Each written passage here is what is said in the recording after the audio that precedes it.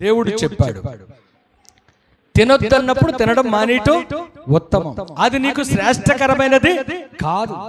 ఇక్కడ దేవుడు సృష్టించిన వాడు దేవుడే, కానీ ఇక్కడ విశ్వాసాన్ని బలపరచడానికి విశ్వాసములో విజయము సాధించుతారా లేదా మరలా వారు విశ్వాసము నుండి గతిత పరీక్షలో ఉంచుతూ ఉంటాడు. కొన్నిసార్లు కష్టాలు దేవుడు సృష్టిస్తూ ఉంటాడు.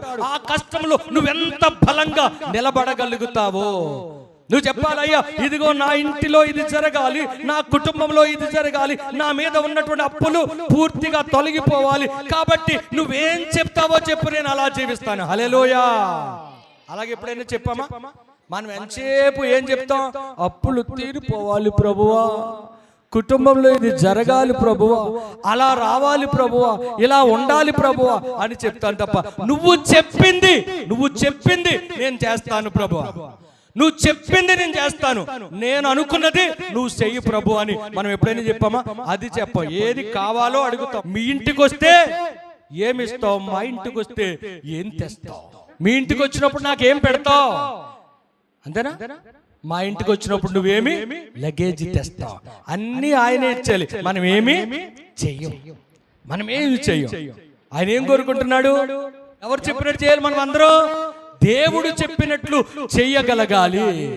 నీ విశ్వాసంలో నువ్వు కాపాడుకుంటూ జ్ఞానయుక్తంగా బ్రతకడానికి ప్రయత్నం చేస్తూ ఉన్నదాన్ని కాపాడుకుంటూ ముందుకు కొనసాగగలిగితే దేవుడు మనం చేసినటువంటి చేతి పనిని దేవుడు స్థిరపరుస్తాడు. హల్లెలూయా. దేవుడు గొప్పవాడు తల్లి, దేవుడు చాలా గొప్పవాడు. దేవుడు కొన్నిసార్లు మన మీదకి విపత్తు తెచ్చినప్పుడు ఆ విపత్తులో నిలబడగలుగుతున్నామా, ఓడిపోతున్నామా చూడ్డానికి విపత్తు రప్పిస్తాడు. అక్కడ అల పుట్టించింది ఆయనే. కష్టంగా నడుపుతూ ఉన్నారు, భారంగా ఉంది. ఈ భారంగా ఉన్నటువంటి ఈ శిష్యులను దేవుడే పంపించాడు గనుక, ఎన్నుకున్నాడు గనుక, ఏర్పాటు చేసుకున్నాడు గనుక ఆ బాధ్యత ఆయన పైనే ఉన్నది. అందుకని ప్రయాసపడి భారం మోసుకున్న సమస్త జనులారా నా యొద్దకు రండి, నేను మీకు విశ్రాంతి కలుగజేస్తాను. హల్లెలూయా. మీ భారాన్ని తేలిక చేయవాడును నేను. అబ్రహాము గుండెలో ఒక భారం ఉంది, ఆ భారాన్ని తేలిక చేయగలిగిన వాడు దేవుడు.